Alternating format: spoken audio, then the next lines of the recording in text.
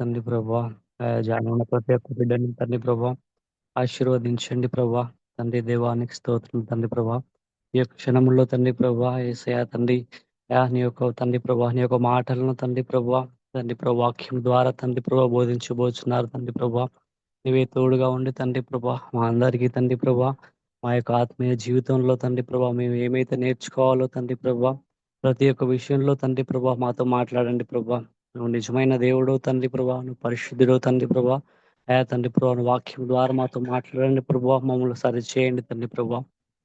తండ్రి ప్రభా ఈ యొక్క ఆరాధన అంతట్లో ప్రభా మీరే తోడుగా ఉండి సహాయం చేయమని యేసుక్రీస్తు నామమున బ్రతిమలాడి వేడుకుంటున్నాం తండ్రి. ఆమేన్. థ్యాంక్ యూ అన్న. అండ్ ఈరోజు మన మధ్యలో సెషన్ ని తీసుకోవడానికి చకిత మిత్ర అక్క గారు ఉన్నారు. వారికి సమయాన్ని అప్పచెప్పారు. థ్యాంక్ యూ అక్క, welcome.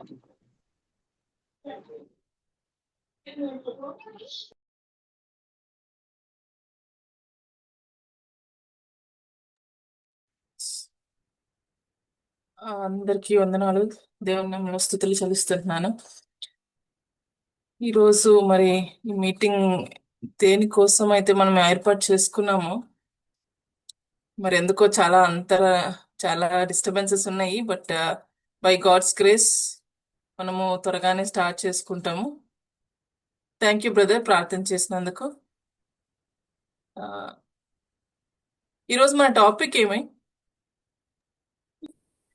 Role of women in the Bible. Role of the women. నా స్క్రీన్ కనిపిస్తుందా అండి? స్క్రోల్ అవుతుంది అక్క, ఇంకా అవ్వలేదు. Okay okay.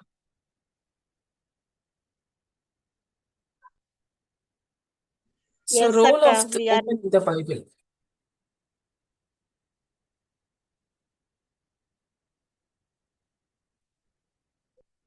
మనము మీరేమనుకుంటున్నారండి? మనము ఏం వినబోతాము, ఏమి డిస్కస్ చేయబోతాము, ఏమనుకుంటున్నారు? Any idea?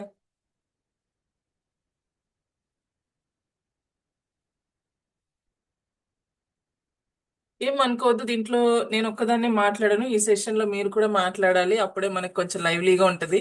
నాకు కూడా మీరు నిద్రపోలేదనే ధైర్యం ఉంటది.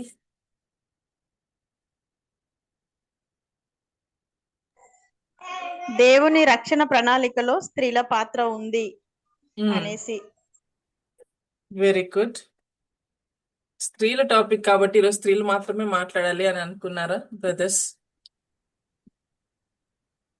సరే, అయితే మనం ఎందుకు ఈ టాపిక్ ని చదవాలి? Why should we study the topic?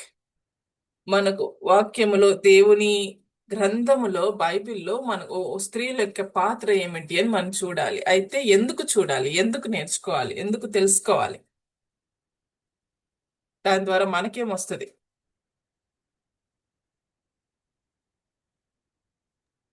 Practising of biblical womanhood అక్క. Practising of biblical womanhood. Yes. దేవుని యొక్క బిడ్డగా మనం ఎలాంటి ప్రాక్టీసెస్ చేయొచ్చు? ఇంకా మనము ఈ బైబిల్లో రోల్ ఆఫ్ ఉమెన్ చూడడం ద్వారా మనకేం తెలుస్తుంది అంటే దేవుని యోజన అంటే ఆయన యొక్క ప్లాన్ ఏంటి, ఆయన యొక్క ఆలోచన ఏంటి స్త్రీని సృష్టించడంలో అనేది కరెక్ట్ గా అర్థం చేసుకోగలుగుతాము. వచనాలను అంటే దేవుని వాక్యాన్ని మనం కరెక్ట్ గా వివరించగలుగుతాము ఎవరన్నా అడిగినప్పుడు కూడా. అండ్ సంఘం దేవుని సంపూర్ణ ఉద్దేశం అంటే స్త్రీ యొక్క పాత్ర చర్చ్ లో స్త్రీ యొక్క పాత్ర ఉండటం వల్ల కంప్లీట్ పర్పస్ ఏ విధంగా నెరవేరుతుంది అనేది, అలాంటి ఉద్దేశాలన్నీ మనం కరెక్ట్ గా చూడగలుగుతాం.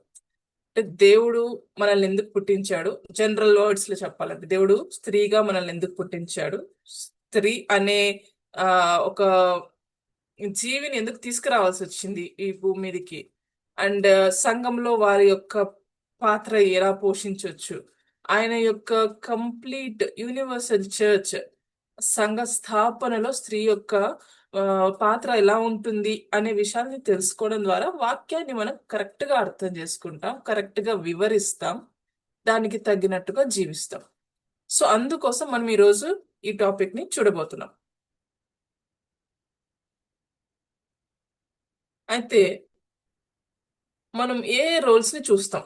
ముందుగా దేవుని గ్రంథంలో పాత నిబంధన గ్రంథం చూద్దాం. పాత నిబంధన గ్రంథంలో ఏమున్నాయి? క్రియేషన్ కొద్దాం. దేవుని సృష్టి, ఆది కాండంలో దేవుడు ఎలా సృష్టించాడు? పురుషునిగా, స్త్రీగా ఇద్దరిని కూడా దేవుని స్వరూపంలో సృష్టించాడు. He created us in his image. అంటే ఇద్దరు కూడా దేవుని సృష్టి. ఇద్దరు దేవుని సృష్టి అయినప్పుడు ఇద్దరిని సమానంగానే చూస్తారు. ఇప్పుడు ఒకరు తక్కువ ఒకరు ఎక్కువ అంటే స్త్రీ రూపంలో కానీ పురుషుల రూపంలో కానీ ఎవరు తక్కువ అంటే అందులో ఉన్న దేవుని స్వరూపం తక్కువ అయిపోద్దా? కాదు. దేవుని స్వరూపం, ఇద్దరు దేవుని స్వరూపంలో ఉన్నారు అంటే ఇద్దరు సమానమే. ఎవరు ఒకరు తక్కువ కాదు, ఒకరు ఎక్కువ కాదు. దేవుడు ఇద్దరికి ఒక పని నిమిత్తమే క్రియేట్ చేశాడు. ఇంకా ఏం చేస్తారు అని అంటే, ఇంకా స్పెసిఫిక్ గా దేవుడు ఏమని మెన్షన్ చేస్తాడు అంటే, సహాయకురాలిగా ఆయన వర్ణిస్తాడు. సాటి అయిన సహాయము, ఇదిగో ఈమె నీకు సాటి అయిన సహాయం, హెల్పర్. మనము హెల్ప్ ఎప్పుడు తీసుకుంటామండి?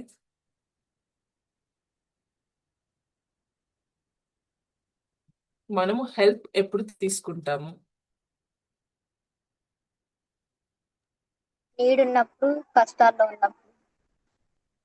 మనం నీడున్నప్పుడు, మనకు అవసరం ఉన్నప్పుడు. అని అంటే మనకు ఏదో విషయంలో మనము కొంత ల్యాక్ అవుతున్నాం. నేను ఇది ఇంకొకళ్ళ సహాయం ఉంటే చేయగలుగుతాను, ఇది నేను ఒక్కళ్ళ వల్ల కాదు అని అయినప్పుడు. అంటే దేవుడు ఒక ఒక ఒకరిని సృష్టించి నీకు కొంత శక్తి కావాలి. అది శారీరక శక్తి, మానసిక శక్తి, ఆత్మీయ శక్తి, అన్ని రకాలుగా నీకు సహాయం కావాలి. శక్తిని ప్రొడ్యూస్ చేయడానికి, నీకు బలం కలిగించడానికి. కరెక్ట్ గా చెప్పాలి అని అంటే హీబ్రూలో ఒక వర్డ్ ఉంటది, ఎజర్ అని. ఆ హెల్పర్ అనే దానికి హీబ్రూలో ఎజర్, ఈజెడ్ఈఆర్, ఎజర్ అని వర్డ్ ఉంటది. దానికి ఏంటి మీనింగ్ అని అంటే బలము చేకూర్చేది, నీ కింద పనిచేసేది అని కాదు, నీకు బలాన్ని ఇచ్చేది అని. అలసిపోయి వస్తే పురుషుడు, స్త్రీ శారీరక బలం అందిస్తుంది ఆహారం ప్రిపేర్ చేసి ఇవ్వటం వల్ల. ఏదైనా సమస్యలో ఉన్నప్పుడు జ్ఞానయుక్తమైన ఆలోచననిచ్చి తనకు కావాల్సిన మానసిక స్థైర్యాన్ని, బలాన్ని, ఏం కాదులే భయపడొద్దు అని స్ట్రెంగ్తన్ చేస్తుంది. ఆత్మీయంగా ఎప్పుడైనా పడిపోతున్న స్థితిలో ఉంటే అందుకొని కుటుంబ ప్రార్థనలో కానీ, తన ప్రార్థనతో కానీ, మాటల ద్వారా కానీ తనకు సహాయం చేస్తుంది. అంటే అన్ని రకాలుగా బలాన్ని చేకూర్చే విధంగా ఆ మీనింగ్ తో అక్కడ హెల్పర్ అన్నారు. కానీ నీకు సహాయం చేసేది అంటే నీకు సేవ చేసేది, నీ నీకంటే తక్కువది అనే మీనింగ్ తో దేవుడు చేయలా. పుట్టించడమే, ఒకరినొకరు సహాయం చేసుకోవాలి, ఒకరికొకరు ఏవైతే లోటుగా ఉన్నాయో అవి సమానం చేసుకోవడానికి, ఒకరి సహాయం ఒకరు తీసుకొని పని చేసుకోవడానికి దేవుడు క్రియేట్ చేశాడు.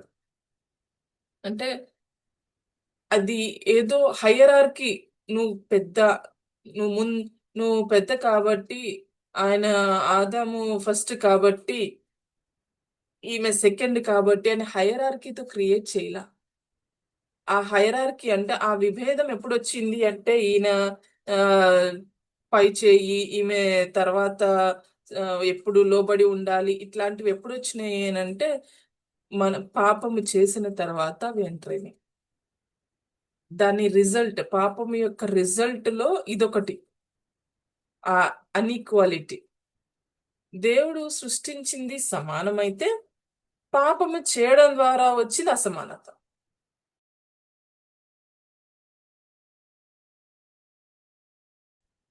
ఆ హైయర్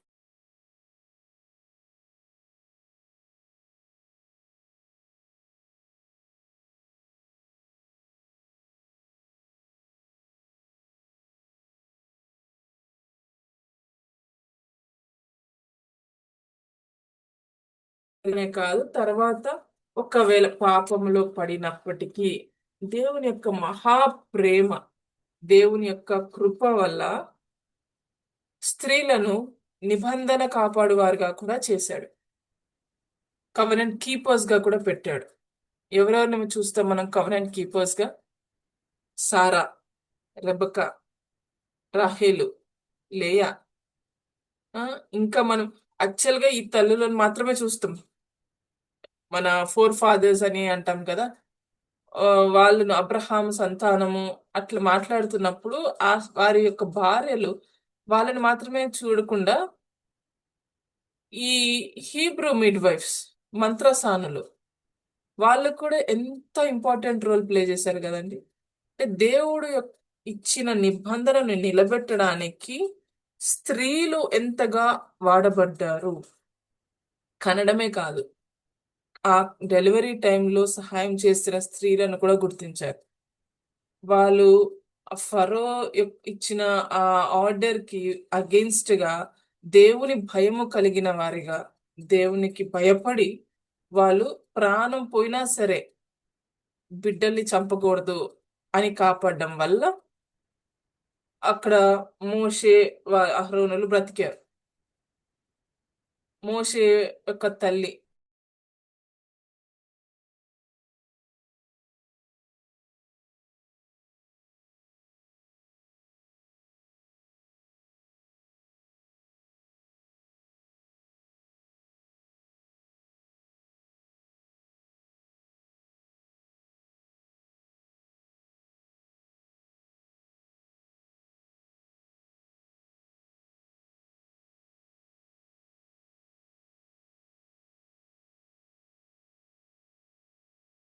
తెలియకపోతే మన సన్యం ఉన్నది దాన్ని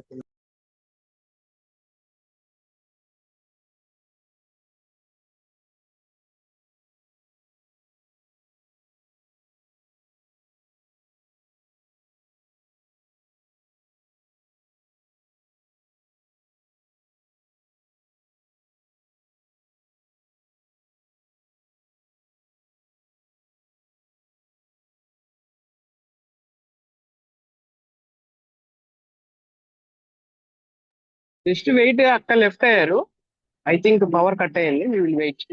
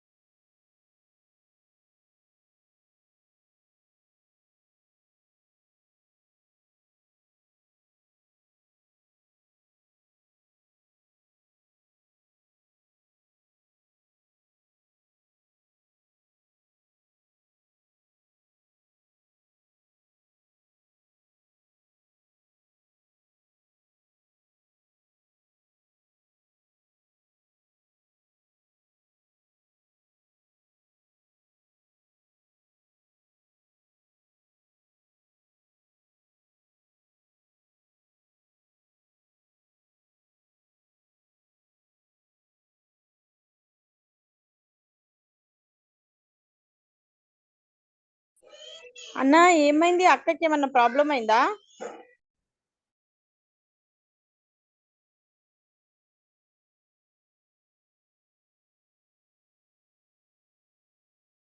హలో.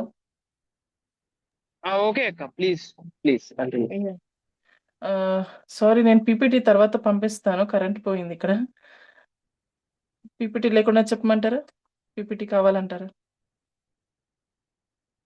హలో పర్లేదు హలో. చెప్పండి. అక్క చెప్పండి, మీరు పీపీటీ లేకుండా చెప్పండి అక్క, తర్వాత చూస్తాం దాన్ని. Okay okay okay, thank you. So మనము ఎక్కడున్నామండి? నిబంధన కాపాడేవారు, కవెనెంట్ కీపర్స్.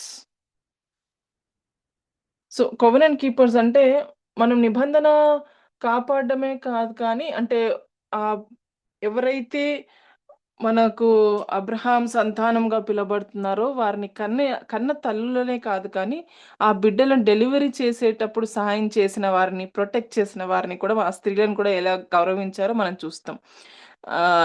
మనం అనుకున్నట్టు మంత్రసానులు, ఫరో రాజు మంత్రసానులకు ఇన్స్ట్రక్షన్ ఇచ్చినప్పుడు చంపేయండి అని, కానీ వారు దేవునికి భయపడి లోబడి ప్రొటెక్ట్ చేశారు. అక్కడ కూడా దేవుడు వారిని వాడుకున్నాడు. అలాగే జొకెబెత్ మోషే యొక్క తల్లి. తను కూడా బిడ్డని చంపుకోకుండా కాపాడడానికి ఒక పెట్టెలో పెట్టి జాగ్రత్త చేసి, అలా దేవుని యొక్క నిబంధనను వారి జీవితాల్లో నెరవేర్చడానికి ఒక బలమైన యంత్రాలుగా, పనిముట్లుగా వాడబడ్డారు. వారే కాదు కానీ రాహాబు ఒక వేశ్య అయినప్పటికీ కూడా, ఒక ప్రాస్టిట్యూట్ అయినప్పటికీ కూడా దేవుని యొక్క గొప్ప కార్యాలను విని, తెలుసుకొని అక్కడ కూడా తను కాపాడడం వల్ల తను ఎవరికి తల్లయిందండి? బోయజుకు తల్లయింది. బోయజు యొక్క తల్లి. ఆ రాహాబు వేశ్య అయినప్పటికీ కూడా క్రీస్తు వారి జీనియాలజీలో, వారి వంశావళిలో తన స్థానం సంపాదించుకుంది. సో నిబంధనను కాపాడడం విషయంలో కూడా స్త్రీలకు యొక్క ప్రాముఖ్యమైన పాత్రను దేవుడు వారికి అనుగ్రహించాడు. అంతేకాకుండా లీడర్స్‌గా మనం చూడొచ్చు. దేవుని యొక్క ప్రణాళికలో స్త్రీలను లీడర్స్‌గా కూడా పెట్టారు. న్యాయాధిపతులుగా కూడా చేశారు. ఎవరైనా చెప్తారా న్యాయాధిపతుల పేర్లు? స్త్రీలు జడ్జెస్‌గా ఉన్న దెబోరా న్యాయాధిపతే కాదు, ప్రాఫెటెస్ కూడా, ప్రవక్తి కూడా. ఆమె ఎవరికి లీడర్‌గా ఉంది తెలుసా అండి? మిలిటరీ వాళ్ళకు లీడర్‌గా ఉందంట. మనము చాలా సార్లు బలహీనులమని మనం అనుకుంటాం, కానీ దేవుడు చాలా బలమైన వారిగా కూడా పుట్టించాడండి.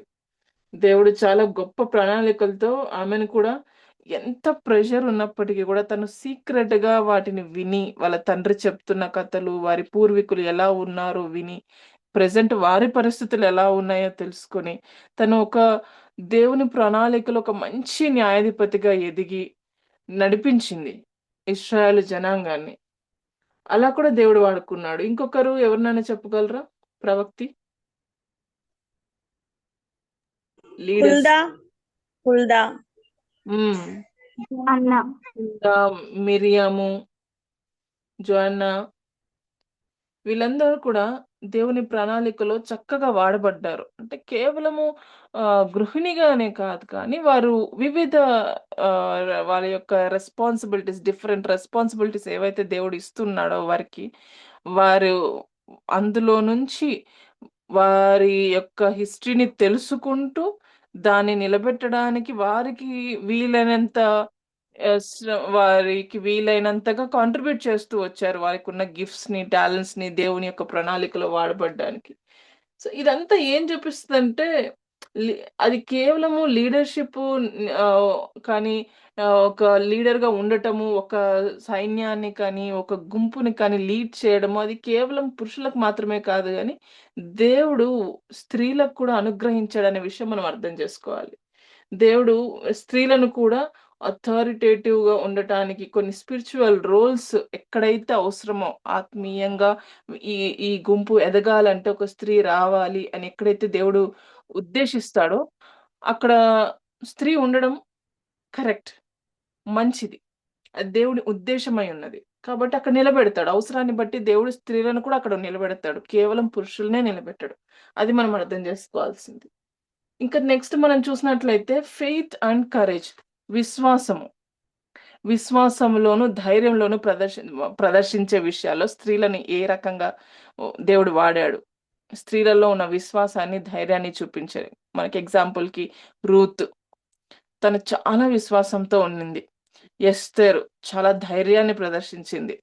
వాళ్ళిద్దరూ కూడా, ఇప్పుడు రూతు విషయానికి మనకొస్తే మనకు తెలియంది కాదు. రూతు ఎలా ఉండింది? తను అసలు జెంటైల్, మనం అసలు సంబంధమే ఉండకూడదు అని రిస్ట్రిక్ట్ చేసిన, ఆర్డర్ వేసిన ఆ జనాంగం మోయాబీరాలు. అయినప్పటికీ తను చూపించిన ఆ ఫెయిత్‌ఫుల్‌నెస్, తను చూపించిన ఆ ఒబీడియన్స్, ఆ విధేయత, అండ్ తన ప్రాణం పోతుందేమో అని డౌట్ కూడా ఉంది ఒక మొమెంట్‌లో. అంటే తను ఇశ్రాయేలు దగ్గరకొస్తే వారు తనను వెలివేయొచ్చు. ఆ ఛాన్సెస్ కూడా ఉన్నాయి. అయినా కూడా నేను దేవుని బిడ్డగానే జీవించాలి, నా అత్తతోనే ఉండాలి అన్న కమిట్మెంట్, ధైర్యం చేసి తను వచ్చింది. అంటే ఒక ఫెయిత్‌ఫుల్ లైఫ్, ఒక ధైర్యాన్ని, విశ్వాసాన్ని చూపించేది. ఎస్తేరు చాలా ధైర్యం చేసి ముందుకడుగేసి ప్రార్థనాపూర్వకంగా రాజు దగ్గరికెళ్ళి విజ్ఞప్తి చేయడం వల్ల మొత్తం అక్కడ ఉన్న యూదులందరూ రక్షణ పొందారు. వాళ్ళందరూ కూడా రక్షింపబడ్డారు. చావు నుంచి తప్పించుకున్నారు. అంటే ఒక స్త్రీ ధైర్యం చేసిన, విధేయత చూపించిన, విశ్వాసముతో ముందుకడుగేసిన దేవుడు తన పక్షాన నిలబడతాడు, వాడుకుంటాడు అనే విషయాన్ని అర్థం చేసుకోవాలి. సో, ఫెయిత్‌ఫుల్ లైఫ్‌ని, కరేజ్‌ని చూపించే విషయంలో దేవుడు స్త్రీలను కూడా వాడుకుంటాడు. అది హ్మ్, ఎవరైనా God works through marginalised women.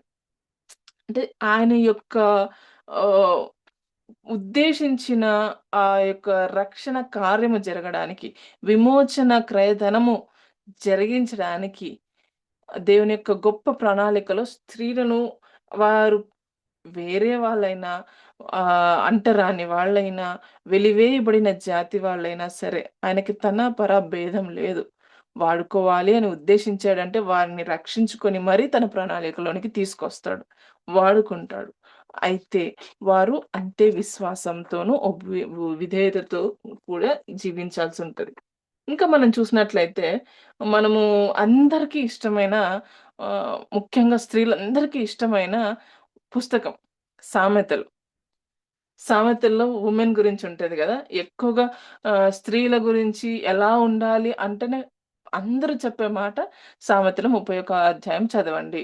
ఒక రైచియస్ వుమెన్ గురించి, వర్చుయస్ వుమెన్ గురించి చెప్తా ఉంటారు అనేసి అంటాం. అంటే అక్కడ మనం చూసేదేంటి? ఒక స్త్రీ తన భర్తకు సహాయం చేస్తుంటది. ఎట్లా? వ్యాపారంలో సాయం చేస్తది, ఇంటిని చూసుకోవడంలో సాయం చేస్తది. ఇంకా ఏం చేస్తది? జ్ఞానయుక్తమైన సలహాలివ్వడంలో సాయం జేస్తది.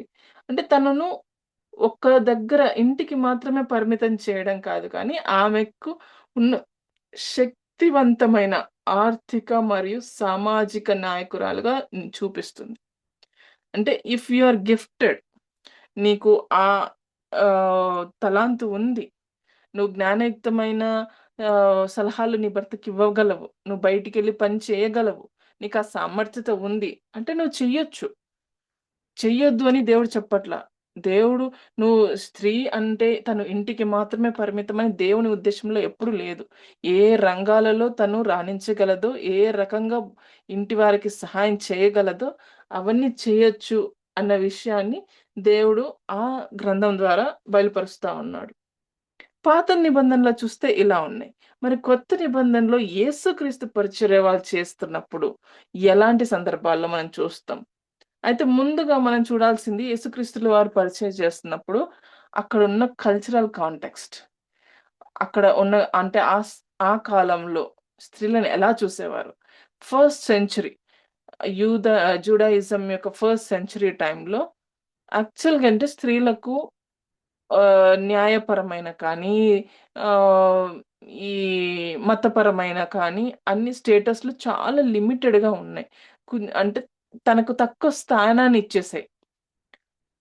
చాలా తక్కువగా పబ్లిక్‌లో నేర్చుకోవడం కూడా అలో లేదు. అలాంటి సిట్యుయేషన్‌లో కూడా దేవుడు ఎలాంటి అప్రోచ్ యేసుక్రీస్తుల ప్రభువారు ఎలాంటి అప్రోచ్ కలిగి ఉన్నాడు అంటే, పోయి స్త్రీతోనే మాట్లాడతాడు. ఆమెకు బోధిస్తాడు. స్త్రీ ఆమెను తనకొక డిగ్నిటీ ఇస్తాడు. మీరేమైనా ఎగ్జాంపుల్స్ చెప్పగలరా? స్త్రీతో మాట్లాడిన సందర్భాలు యేసు ప్రభుల వారు? సమరయ స్త్రీ. సమరయ స్త్రీతో మాట్లాడాడు. కరెక్ట్. పేతురు యొక్క అత్తను తాకి స్వస్థపరిచాడు. బోధించే విషయాల్లో ఎవరికి బోధించాడు స్త్రీలలో? మార్తా మరియలకు. మార్తా మరియలు వాళ్ళ ఇంటికెళ్ళినప్పుడు బోధిస్తుంటే మరియ కూర్చొని వింటా ఉంది.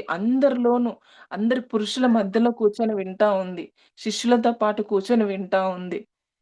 రిస్టోర్స్ డిగ్నిటీని తిరిగి తీసుకొచ్చాడు. మర్యాదను కల్పించాడు.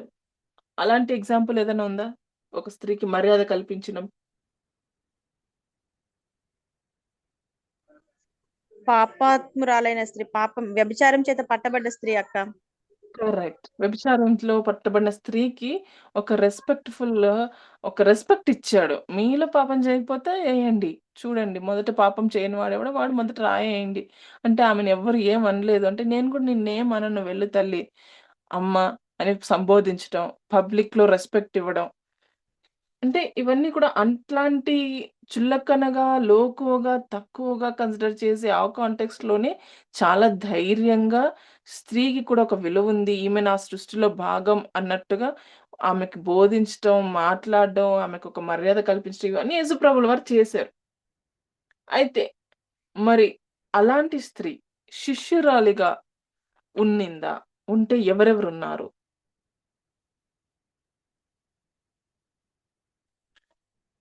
ఏమైనా చెప్పగలరా?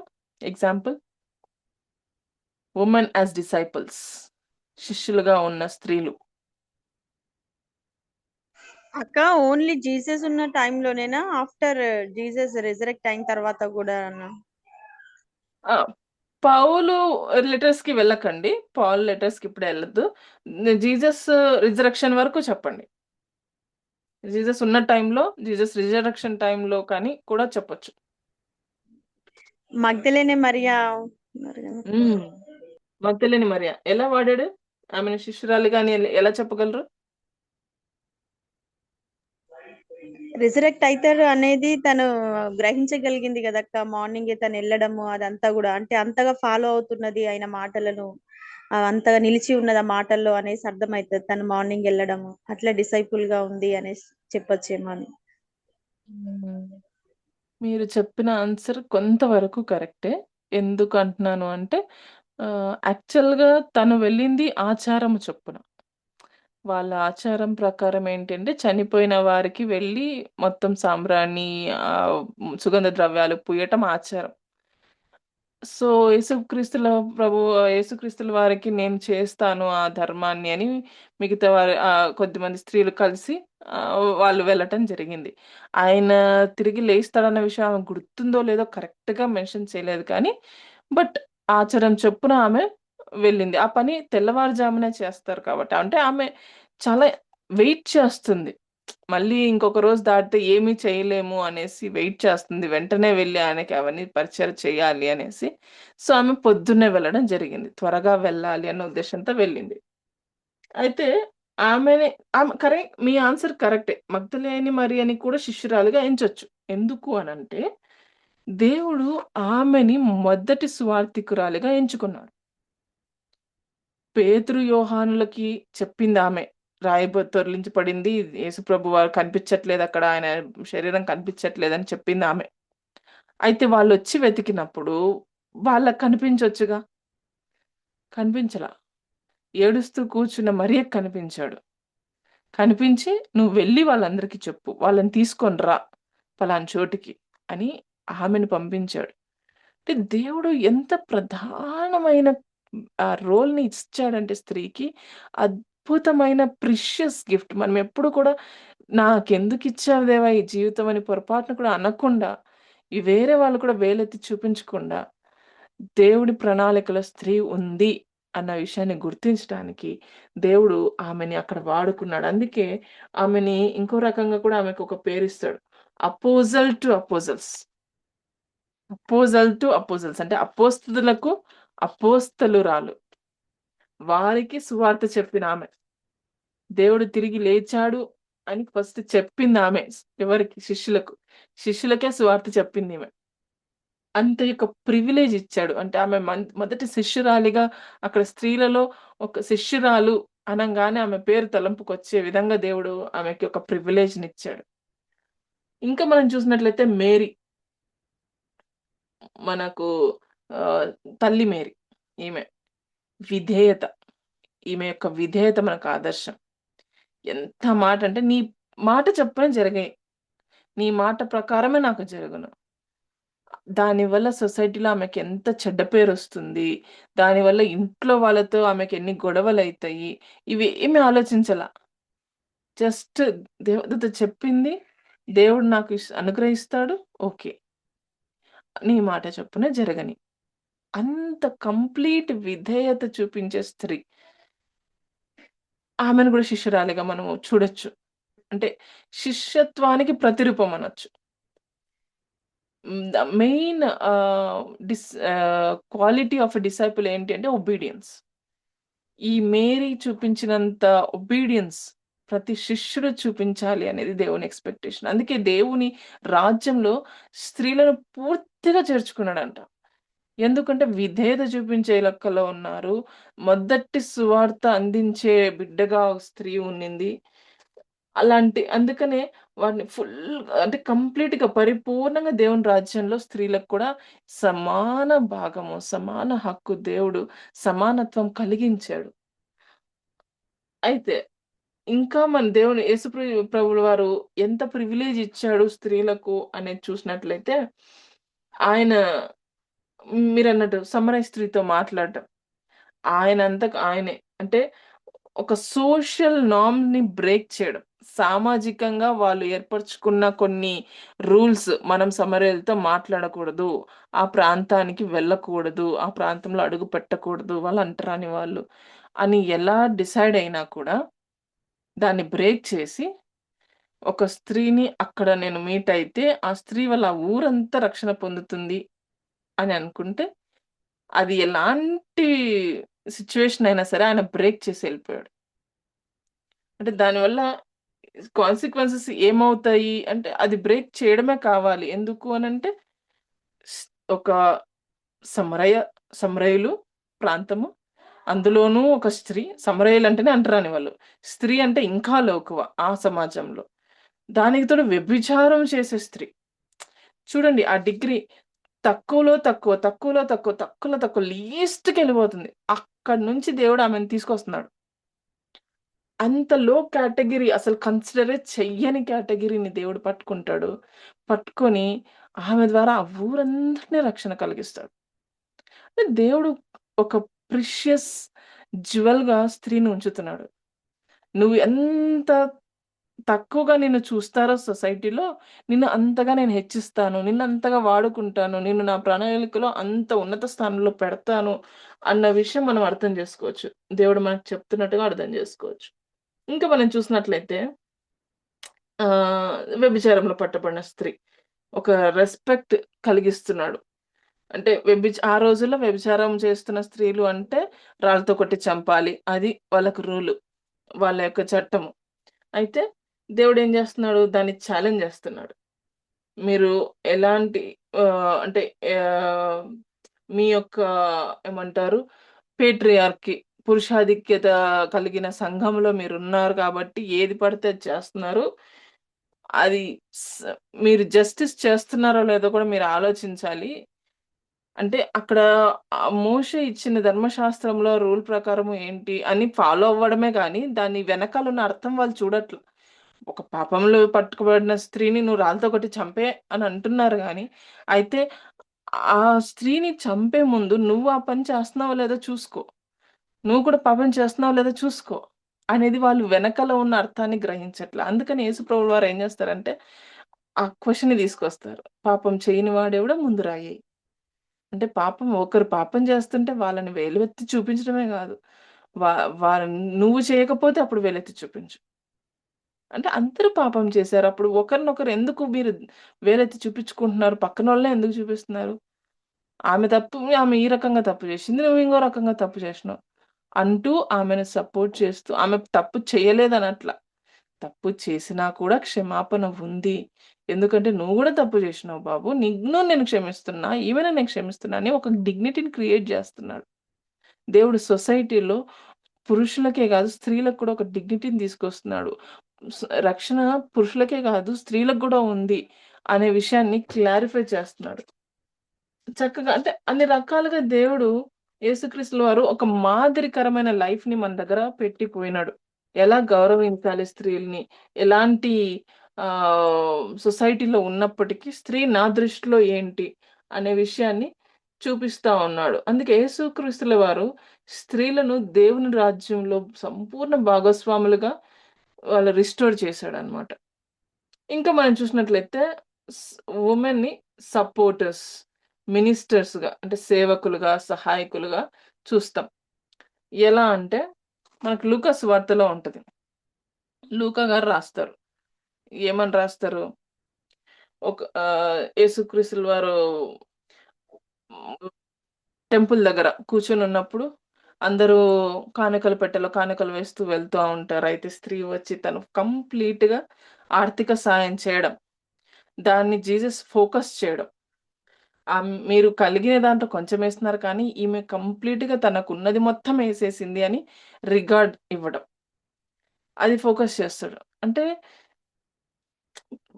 ప్రతి ఒక్కళ్ళు కూడా అంటే చిన్న చూపు చూసే వారిని, వాళ్ళు ఏదన్నా మంచి పని చేస్తే కూడా పట్టించుకోరు. అలాంటి సొసైటీ. చేసినా గూడా ఏదో చేసుంటదిలే అని వదిలేసి నెగ్లెక్ట్ చేసే చాలా నెగ్లెక్ట్ చేసే స్త్రీని నెగ్లెక్ట్ చేసే అట్లాంటి సొసైటీలో ఉన్నప్పుడు యేసుక్రీస్తుల వారు దాన్ని హైలైట్ చేస్తున్నాడు. అంత నెగ్లెక్ట్ చేసేలాంటిది కాదు. ఈమె ఎలా సపోర్ట్ చేస్తుంది చూడు. అంటే స్త్రీ తను నార్మల్‌గా తను ఇంటి పట్టున ఉండి సపోర్ట్ చేసే విషయాలు కామన్‌గా థింక్ చేస్తాం. కానీ మినిస్ట్రీ కోసము, దేవుని పరిచర్య కోసం కూడా ఇచ్చిన స్త్రీలున్నారు అని చూపించడం ఇక్కడ ఉద్దేశ్యం. పరిచర్య కోసం ఆర్థిక సాయం. అది ఆర్థిక స్వతంత్రం ఉంది. స్త్రీకి ఆర్థిక స్వతంత్రం ఉంది. తను చేయగలదు. చేస్తే దేవుడు కూడా దాన్ని యాక్సెప్ట్ చేస్తాడు అని చూపించడం ఇక్కడ ఉద్దేశ్యం. యేసుక్రీస్తు సేవలో స్త్రీలు కేవలము ఫాలోవర్సే కాదు. భాగస్వాములు కూడా, పార్ట్నర్స్ కూడా, దేవుని యొక్క పరిచర్యలో వాళ్ళు కూడా సేవకులు అనే విషయాన్ని యేసుక్రీస్తుల ప్రభువు వారు అక్కడ హైలైట్ చేయడానికి ఆమె చేసిన ఆఫరింగ్‌ని చూపిస్తున్నాడు. పబ్లిక్ చేస్తున్నాడు. చూడు ఆమె కలిగినదంతా ఇస్తా ఉంది. ఆమెకున్న మనస్సు, పరిచర్య పట్ల ఆమెకున్న మనస్సు ఎలాంటిది అని చూపించడం దేవుని ఉద్దేశ్యం. అంటే అలాంటి మనస్సు కలిగిన వాళ్ళు అంటే యేసుక్రీస్తు మనస్సు కలిగిన మనస్సు. అలాంటి మనసు ఈమెకు కూడా ఉంది. పరిచర్య కోసం మొత్తం ఇచ్చేయాలి. పరిచర్య కోసం నా వంతు ఏమైతే చేయగలనో అంతా చెయ్యాలి. దేవుడు స్త్రీని సృష్టించిన రీజన్ ఆయన ఇమేజ్‌లో బ్రతకడమే కాదు. ఆయన మనస్సు కలిగి బ్రతకడం. సో, స్త్రీకి నా మనసును ఎలా ఉంటుందో అలాంటి మనసు స్త్రీ కూడా కలిగి ఉండే ఛాన్సెస్ ఉన్నాయి కదా! సో, అలాంటి మనసు కూడా ఆమెకుంది చూడండి అని అందరికి చూపిస్తున్నాడు. కాబట్టి ఈమె కేవలము నా ఫాలోయర్ కాదు. ఈమె నాకు పార్ట్నర్. నాతో కలిసి పనిచేసే ఆమె. నాతో ఒక నా సేవలో భాగస్వామురాలు అని చెప్పేసి ఆయన ఆ ఉద్దేశ్యంతో చెప్తా ఉన్నాడు. మనం ఇలాంటివి చూస్తా ఉన్నప్పుడు అర్లీ చర్చ్‌కి వచ్చామనుకోండి. సంఘం ఆ రోజుల్లో ఉన్న సంఘానికి వచ్చామనుకోండి. మనం మామూలుగా క్రిస్టియన్ కమ్యూనిటీగా మనం ఏమనుకుంటాము, మనం ఫాలోవర్స్ దేవుని యొక్క విశ్వాసులము, దేవునిలో నడిచేవారం, యేసుక్రీస్తు ఫాలోవర్స్ అని మాత్రం అనుకుంటాం. అయితే యేసుక్రీస్తు ఫాలోవర్స్ అయినప్పుడు ఆయన యాటిట్యూడ్ స్త్రీల పట్ల ఎలా ఉందో, సేమ్ అలాంటి వ్యూస్‌ని, యాటిట్యూడ్స్‌ని కలిగి ఉండటం ఎర్లీ చర్చ్ కూడా అప్పటిలో ఉన్న అపోస్తలులు, అప్పట్లో ఉన్న క్రిస్టియన్ కమ్యూనిటీ వారు కూడా కలిగి ఉండటంలో ఆశ్చర్యం లేదు. ఎందుకు అంటే వారు యేసుప్రభుల వారిని ఫాలో అయితున్నారు. వారి శిష్యులు, వారి పరిచర్యలో భాగస్వాములు అని అన్నప్పుడు యేసుప్రభుల వారు స్త్రీలను ఎలా గౌరవించారో వారు కూడా అలాగే గౌరవించాలి. ఆబ్వియస్‌లీ అలా చేస్తారు. చెయ్యాలి. కాబట్టి మనకు వేరే ఎవరు శిష్యులు అప్పుడు మొదటి సంఘము వారు ఎవరైతే స్త్రీలను గౌరవిస్తూ వస్తున్నారో, గౌరవించారు అంటే మనం ఆశ్చర్యపోనక్కర్లా. ఎందుకంటే వారు యేసుప్రభుని ఫాలో అయ్యారు. యేసుప్రభులు మాదిరిగా పెట్టారు వాళ్ళకు. వారి జీవితాన్ని చూపించాడు యేసుప్రభువు ఎదురుగా. కాబట్టి వాళ్ళు కూడా అలాగే ఫాలో అవుతుంటారు. అలా మనం 4 గాస్పెల్స్‌లో చూసినప్పుడు యేసుప్రభుల వారు అక్ యాక్చువల్‌గా 4 గాస్పెల్స్ ఏం చెప్తాయి అనంటే వాళ్ళు కరెక్ట్‌గా ఎగ్జాక్ట్ డీటెయిల్డ్‌గా జీసస్ ఏం చేశాడు పని అని కంప్లీట్ నోట్ మన దగ్గర లేదు. అంటే అవన్నీ రాయగలిగితే మనకు ఆ గ్రంథం కూడా సరిపోదని కూడా ఒక నానుడి. కాబట్టి వాళ్ళు ఏవైతే కొన్ని సెలెక్టివ్‌గా ఏవైతే యేసుప్రభుల వారు మెన్‌ని, వుమెన్‌ని స్త్రీలని, పురుషుల్ని ఎలా డీల్ చేస్తూ వచ్చాడో, వారికి సంబంధించి ఎలాంటివి మాటలు మాట్లాడాడో, వారిని ఎలా ఎంకరేజ్ చేశాడో, వారిని ఈ మినిస్ట్రీలో ఎలా ఇన్వాల్వ్ చేశాడో వాటికి సంబంధించినంత రాసుకుంటూ వచ్చారు. అయితే ఇక్కడ మనం చూసినట్లయితే ఆ కల్చరల్ కాంటెక్స్ట్ ఏ విధంగా ఉన్నప్పటికీ, అవి వారిని డిస్టర్బ్ చేయకుండా జాగ్రత్తగా రాశారు. యేసుప్రభుల వారు ఏం కన్వే చేసింటే అవి మాత్రమే రాశారు. వాళ్ళు వాళ్ళ కల్చర్ ప్రకారము అణిచివేసి, లోగా చూపించి, స్త్రీని తక్కువగా చూపించి రాయాలి అనంటే, అలా రాసుంటే మనం అసలు అది దైవావేశం వల్ల కలిగినవి కావు అనేది క్లారిటీ అవుతుంది.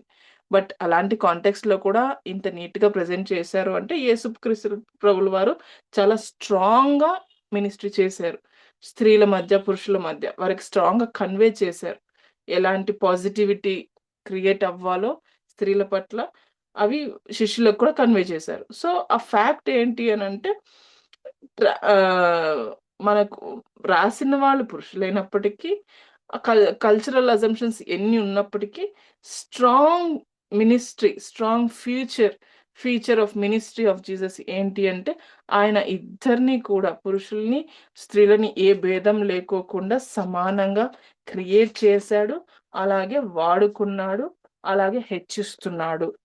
రక్షణ కార్యంలోకి తీసుకెళ్తున్నాడు. అది మనం అర్థం చేసుకోవాల్సింది. అయితే ఎర్లీ చర్చ్‌లో ఉన్నప్పుడు స్త్రీలు ఎలాంటి రోల్ ప్లే చేశారంటే, మనం మళ్ళీ చూడొచ్చు లీడర్‌షిప్ రోల్స్. ఎలాంటి లీడర్‌షిప్ కలిగి ఉన్నారండి? మీకేమన్నా తెలుసా? చర్చ్ విషయంలో అంటే పౌలు గారు రాస్తున్న లెటర్స్ అన్నిట్లో. స్త్రీలు ఎక్కడెక్కడ ఏ రోల్స్ ప్లే చేశారు? లీడర్స్‌గా ఉన్న స్త్రీలు ఎవరన్నా చెప్పగలరా? హాస్పిటాలిటీ అక్క, ఫీబే అక్క. ప్రిస్కిల్లా. ఫీబే. ఫీబే ఎవరండి? రోమ్ కి లెటర్ తీసుకుని వెళ్తది కదక్క. ఆమెని డీకన్ అంటారు. సేవకురాలు అంటారు.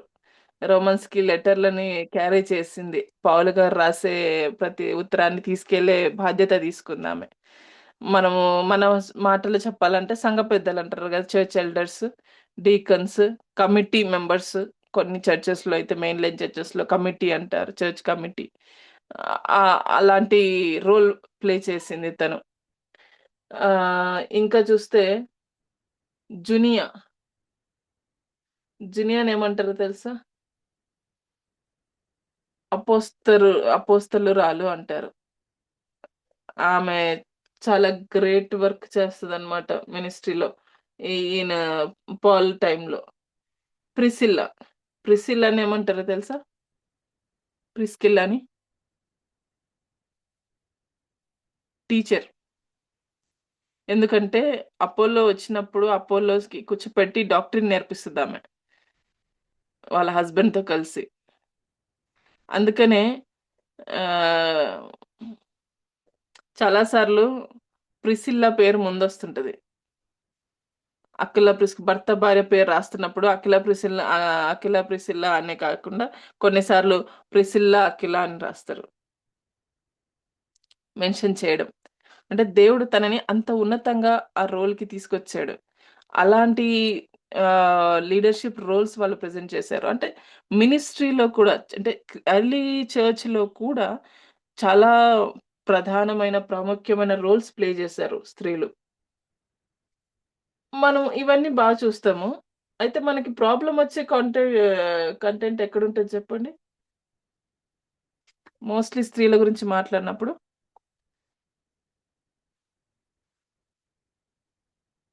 ఏమి వినలేదా ప్రాబ్లమ్? ఇంతగా ఇప్పుడు చెప్పినవన్నీ అనుకున్నవన్నీ స్త్రీ సమానంగా క్రియేట్ చేయబడింది. దేవుని స్వరూపంలో క్రియేట్ చేయబడింది. అయితే లీడర్‌షిప్ రోల్స్ తీసుకున్నది. జడ్జ్ లాగా ఉన్నది. రాణిలాగా ఉన్నది. రూలర్ ఇవన్నీ మాట్లాడుకుంటూ వచ్చాము. సమానము అది ఇది అనేసి. అయితే మనకున్న సొసైటీలో ప్రాబ్లమ్ ఎక్కడొస్తది చెప్పండి? ఏ వాక్యాన్ని బేస్ చేసుకొని? స్త్రీలు సంఘాల్లో బోధించు. కరెక్ట్. స్త్రీలు ఎక్కడుంటది చెప్పొచ్చా? ఎక్కడుంటారు చెప్పరా? తిమోతిలో అక్క. తిమోతి. తిమోతిలో. స్త్రీలు సంఘాల్లో బోధించకూడదు. ఎందుకు బోధించకూడదంట? ఫస్ట్ పురుషుడు చేయబడ్డాడు కాబట్టి స్త్రీలు వాళ్ళ దగ్గరనే మౌనంగా ఉండి నేర్చుకోవాలి, ఉపదేశించడానికి లేదు అనేసి. అది కరెక్ట్ అంటారా? పాల్ రాస్తే కరెక్ట్ అయి ఉంటది అక్క అని అంటారా?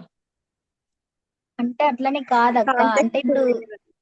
స్త్రీలు అయితే అంటే వాళ్ళు కనిపించే విధంగా బోధించేది అట్లా చేస్తున్నారని అక్కడ ఆ కల్చరల్స్ అట్లా ఉంది. ఉమ్. మనకు 2 చోట్ల ఈ ఇంటర్ప్రిటేషన్ కానీ వాక్యాన్ని అర్థం చేసుకునే విషయంలో కానీ డిఫికల్టీగా ఉంటది. ఎక్కడ అంటే 1 తిమోతిలో, 2 కొరింథీయులకు రాసిన పత్రికలో, మొదటి పత్రికలో. మొదటి కొరింథీయులు 14, Yes, 34 ఆ ఏరియాలో. ఇంకొకటి మొదటి తిమోతి 2వ అధ్యాయము 12వ వచనము దగ్గర నుంచి. ఎందుకు అనంటే యాక్చువల్‌గా మనము అక్కడ వాక్యాన్ని చదివే ముందర అక్కడ బ్యాక్‌గ్రౌండ్ అక్కడ ఎందుకని పాలు వాళ్ళకి ఉత్తరం రాస్తున్నాడు అనే విషయాన్ని మనము చూడాలి. కరెక్ట్‌గా గమనించాలి. అక్కడ పౌలు ఎందుకు చెప్తారు అనంటే, ముందు అసలు అక్కడికి ఉత్తరం ఎందుకు రాయాల్సొచ్చిందో మనం అర్థం జేసుకోవాలి. తిమోతికి ఉత్తరం రాసేటప్పుడు తిమోతి ఎక్కడున్నాడో తెలుసా అండి?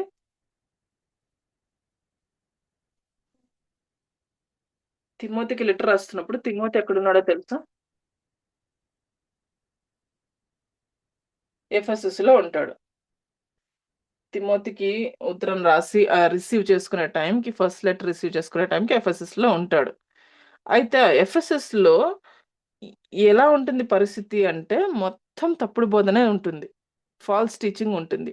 అందుకే మొదటి అధ్యాయము 3 వచనాల నుంచి 7 వచనాలు మనం చూసినట్లయితే తిమోతి గారికి పౌలు గారు ఇన్‌స్ట్రక్షన్ ఇస్తాడు. నువ్వు ఫస్ట్ వారికి అక్కడే ఉండు. ఎఫెసస్‌లోనే ఉండి నేను చెప్పేవన్నీ వారికి జాగ్రత్తగా బోధించు. ఎందుకంటే అక్కడ ఎఫెసస్ ప్రాంతంలో ఫాల్స్ టీచింగ్ ఎక్కువ నడుస్తుంది. అలాగే చర్చ్‌లో ఆర్డర్ లేదు. డిజార్డర్‌గా ఉంది. ఎక్కువగా కల్ట్ ఆఫ్ అర్తెమిస్ అంటే ఒక స్ట్రాంగ్ ఇన్‌ఫ్లూయెన్స్ ఎక్కడి నుంచి అనంటే ఫీమేల్ డామినేటెడ్ రిలీజియస్ స్ట్రక్చర్. స్త్రీ ఆధిక్యత, మతపరమైన బోధన స్త్రీలు దగ్గర నుంచి వస్తున్నాయి. కాకపోతే అవి ఫాల్స్ టీచింగ్‌గా వస్తున్నాయి. అంటే ఒక ప్రాపర్ ట్రైనింగ్ లేకోకుండా అది మేము చదువుతున్నది సరైన బోధన కాదా? మేము వింటున్న సరైన బోధ కాదా? అనేది తెలుసుకోకుండా స్త్రీలు తాము విన్న వాటిని అలాగే అది తప్పుడు బోధ అయినప్పటికీ కూడా సరిగ్గా నేర్చుకోకుండా వాక్యాన్ని బోధించడం స్టార్ట్ చేస్తారు. అందుకని అక్కడ పాల్ ఏమంటాడంటే, "నువ్వు అక్కడే ఉండి కొన్ని ఇన్‌స్ట్రక్షన్స్ ఇవ్వు. నేను నీకు చెప్తాను. జాగ్రత్తగా చూసుకో" అని చెప్పేసి అంటాడు. అంటే అక్కడ సిట్యుయేషన్‌ని బట్టి వాళ్ళ యొక్క సిట్యుయేషనల్‌ని కరెక్ట్ చేయడానికి అక్కడ వాడతాడు. నిజానికి చెప్పాలంటే అక్కడ మనం వచనం చూసినట్లయితే I do not permit a woman. నేను స్త్రీని పర్మిట్ చెయ్యను. మాట్లాడడానికి ఒప్పుకోను అని ఎందుకంటాడు అంటే యాక్చువల్‌గా అక్కడ వర్డ్ అథారిటీ అనే వర్డ్‌కి గ్రీక్ వర్డ్ ఏముంటదంటే అథెంటైన్ అని ఉంటది. దానికి మీనింగ్ ఏందంటే చాలా మామూలుగా మనం అథారిటీ అనంగానే ఒక హైయర్ అథారిటీ రూల్ వాళ్ళు చెప్పించేయాలా అన్న మీనింగ్ మనం ఆలోచిస్తాం. కానీ ఇక్కడ యూజ్ చేసిన గ్రీక్ వర్డ్‌కి మీనింగ్ ఏంటి అనంటే అథారిటీ కాదు. Misusing authority. నీకు నువ్వు బోధించమని ఇచ్చామనుకో. నేను తప్పుగా బోధించాననుకో. అది రాంగ్ అవుతది కదా! నా యొక్క అథారిటీని నేను రైట్ వేలో యూజ్ చేయట్ల. అంటే అక్కడ పౌలు గారు రాస్తున్న ఉద్దేశ్యము ఏంటి అంటే, I do not permit a woman to dominate or teach inappropriately or improperly. నువ్వు సరైన బోధ బోధిస్తుంటే ఏం చెప్పడు. కానీ అక్కడ ఎఫెసస్‌లో ఉన్న కండిషన్ ఏంటి అంటే, తప్పుడు బోధలు విని, సరిగ్గా నేర్చుకోకుండా తప్పుగా అర్థం చేసుకొని, వాక్యాన్ని తప్పుగా బోధిస్తున్నారు. దానివల్ల అది కూడా చాలా స్ట్రాంగ్‌గా బోధిస్తున్నారు.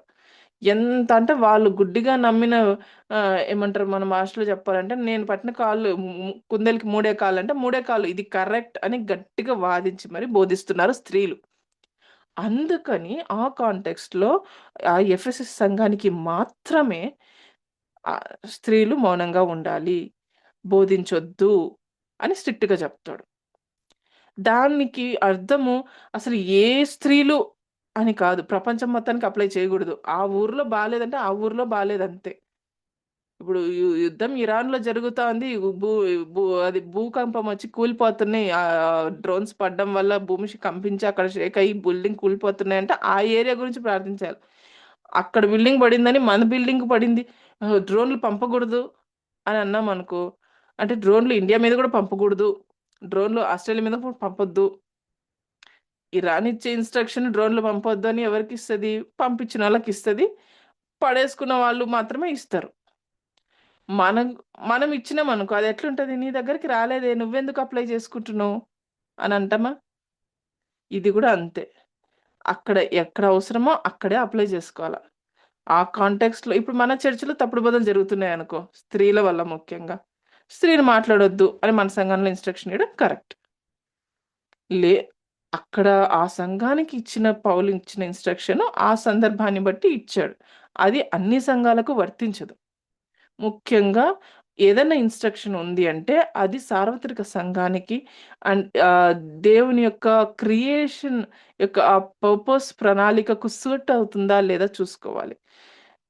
పౌలు అక్కడ మాట్లాడొద్దు అన్నాడు, కానీ దేవుడు అక్కడ మేరీకి పోయి చెప్పుపో అన్నాడు యేసు ప్రభువు. ఇక్కడ పౌలు నువ్వు ముందుకు నిలబడి వాక్యం చెప్పకూడదు, నువ్వు అసలు సైలెంట్గా ఉండాలా, అసలు నోరే ఎత్తకూడదు అని అన్నాడు. కానీ అక్కడ యేసుప్రభుల వారు మరి బోధించాడు, మేరీతో మాట్లాడించాడు, ఇంకా వేరే వాళ్ళతో వేరేవని చెప్పి వాళ్ళకి రెస్పెక్ట్ కలిగించాడు. తక్కువ అసలు చూడలా. అప్పుడు కాంట్రడిక్ట్ అవుతుండ్లా. కాబట్టి అక్కడ కాంటెక్స్ట్ మనం ఖచ్చితంగా అర్థం చేసుకోవాలి. ఇంకా మీరు అన్నది ఉద్దేశము ఇంకా ఏం చెప్పాము? ఆదాము మొదట క్రియేట్ చేయబడ్డాడు, హవ్వ తర్వాత క్రియేట్ చేయబడింది. అవ్వ వల్లనే ఇవన్నీ జరిగినాయి, పాపము బ్లేమ్ చేస్తున్నారు.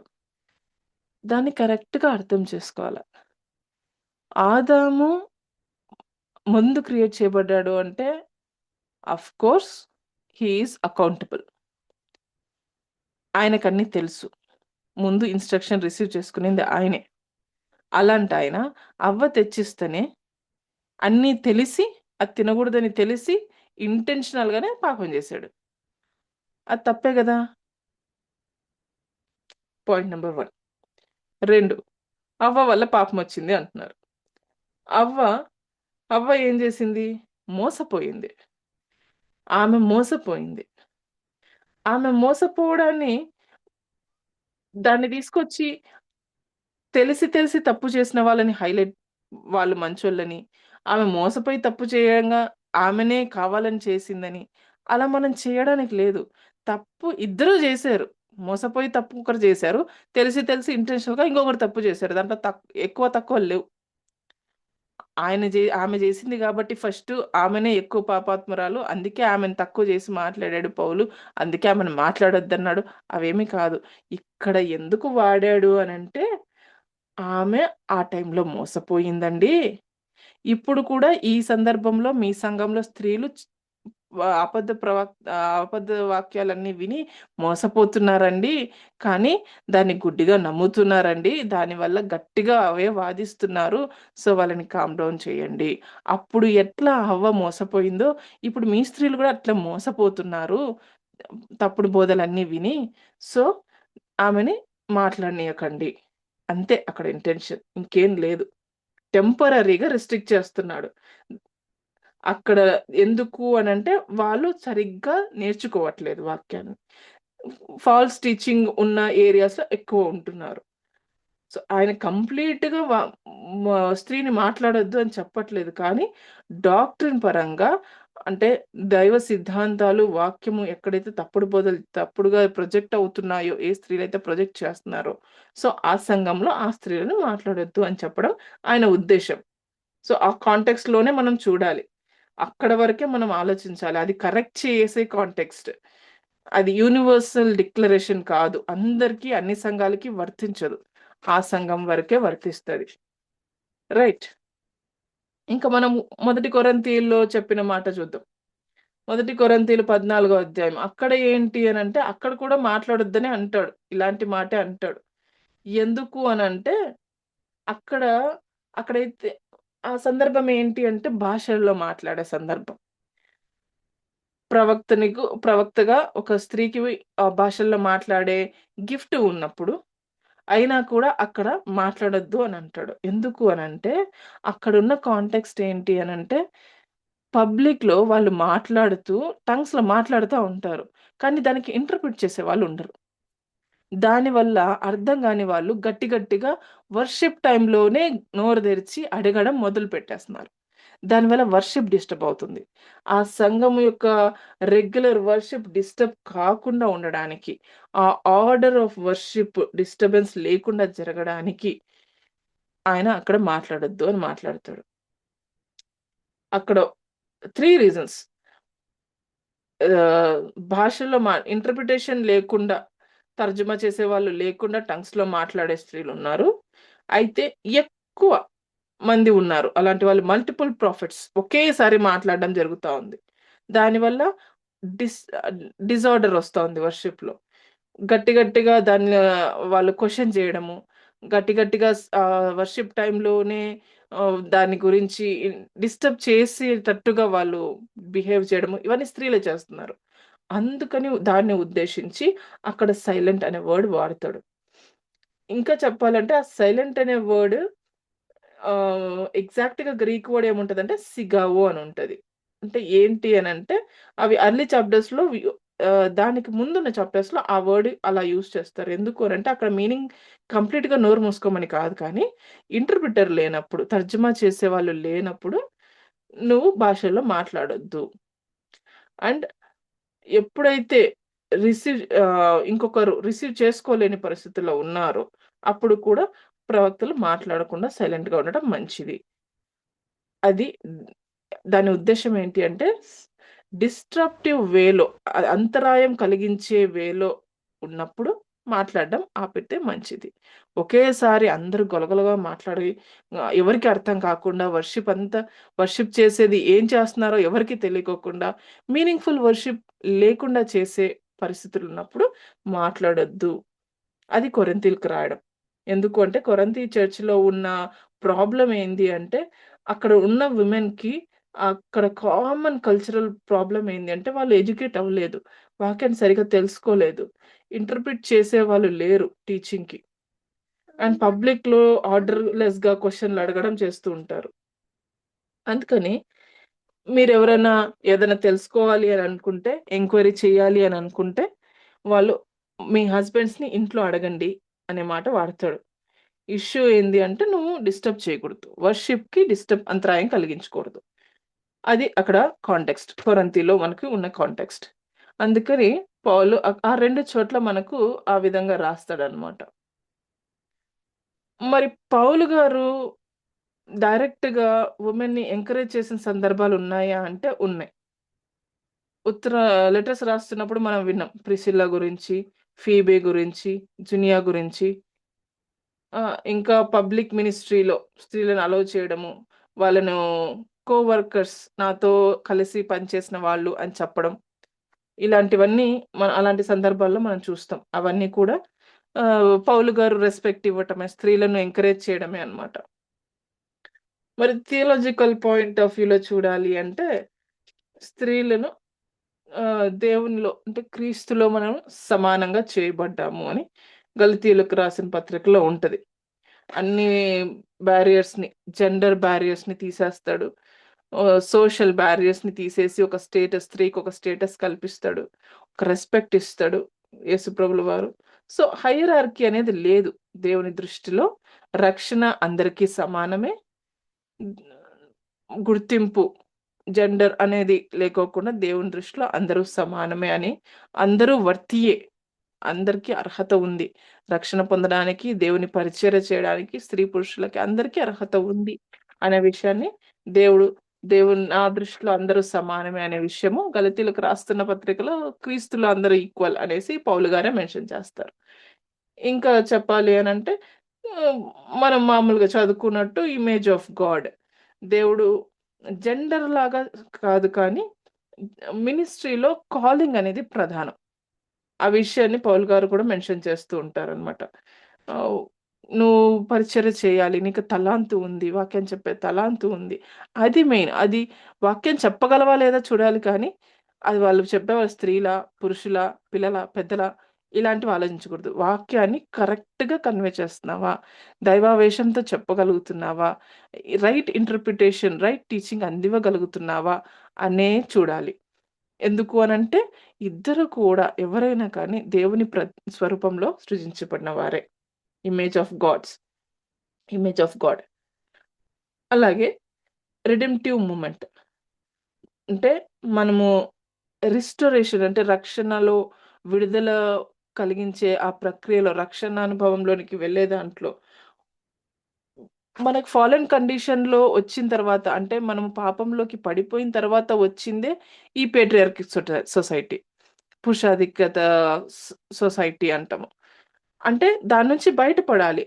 అలాంటి ఫాలెన్ కండిషన్ నుంచి రిస్టోర్ అయ్యి యేసు ప్రభుల వారితో పార్ట్నర్‌షిప్ కలిగి జీవించాలి. అది ఆ మూమెంట్ యొక్క ఉద్దేశ్యం.